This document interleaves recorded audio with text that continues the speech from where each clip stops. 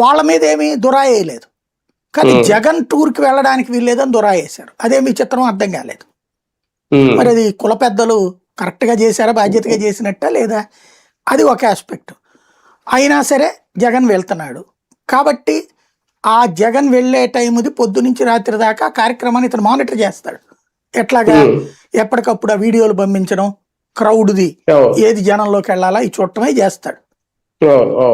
జగన్ ఎక్కడికి పోయినా సరే జనం బాగా వస్తున్నారు. ఆ కవరేజెస్ కి కారణం ఇతను కీలకం. ఎందుకంటే ప్రింట్ మీడియా, ఎలక్ట్రానిక్ మీడియా వీటిట్లో అనుభవం ఉంది కాబట్టి విజువల్ ఇంపాక్ట్ గురించి బాగా అవగాహన ఉంది అతనికి. జగన్ టూర్లకు సంబంధించి ఇప్పుడు నిన్న చూడండి కవరేజీ దాదాపుగా 30-40% పడిపోయింది.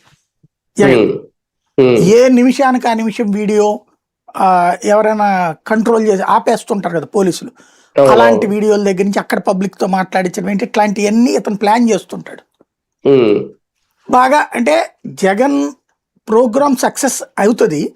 ఆ సక్సెస్ అయిన ప్రోగ్రామ్ని పబ్లిక్ లోకి తీసుకెళ్లే విధంగా మీడియా సక్సెస్ ఇతను చేస్తాడు, అంటే కార్యకర్తలకు రీచ్ అయ్యేలాగా. కాబట్టి ఇతన్ని అక్కడ ఆపేస్తే జగన్కి సంబంధించింది పబ్లిసిటీ తగ్గిపోతుంది.